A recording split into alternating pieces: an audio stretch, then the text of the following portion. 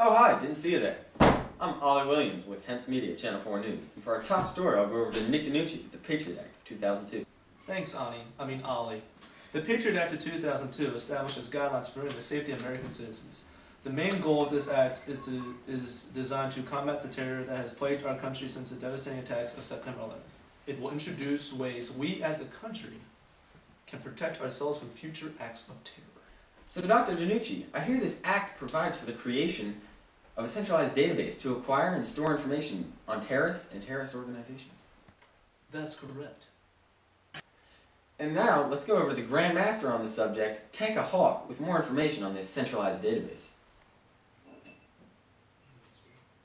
Tanka? Oh hi, this is Grandmaster Hawk. Well, Ali, due to this act, a giant database has been created to hold all the information that will be kept on all known and potential terrorists. Here, we have our centralized database. This is our new centralized database. It has all the records on our terrorists. Now back to you, Ali. Oh, thanks, Grandmaster Hawk. Now, let's go back to Dr. Danucci. Do you have anything more to tell us about this act? As a matter of fact, I do. The bill grants the Attorney General authority to intercept wire, oral, and electronic communications relating to terrorism, as well as to install oversight email systems or electronic communications in connection with the investigations of specifically designed serious crimes.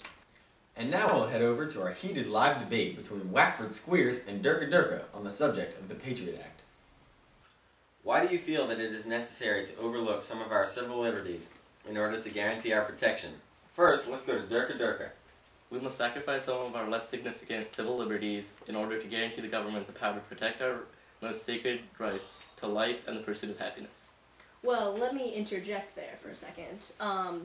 I disagree with that because if we let the government take away our rights, as stated in the Constitution, then what's stopping them from completely taking over our lives and invading our right to privacy? How is Title II in any way constitutional when it takes away our right to privacy? Wackford Squeers? You first. Well, I think that it's not constitutional because it's basically saying that only people who are dangerous are monitored by the government, but I mean those words could be twisted into, okay, I'm in the grocery store just walking along, and then bam, like suspect A walks by me, and I can be monitored because I came into contact with him, and I don't think that is right. And Durka Durka, what have you to say on the subject? Title II is definitely constitutional because only when a citizen is deemed dangerous is any investigation carried out on that citizen. Also, only citizens who are carrying out activities protected by the First Amendment are not protected. And now, we will provide a demonstration of the increased monitoring on foreign students.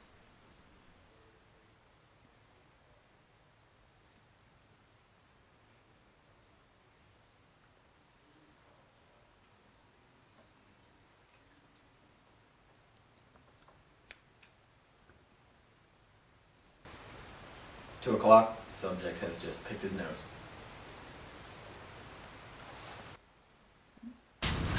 Hi, I'm Julia, and I'm going to be interviewing two random people off the street. Here we go. What are your guys' names? Hi, I'm Stephanie. I'm Matt.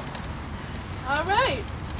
Do you think it is worth giving up personal privacy for protection against terrorists?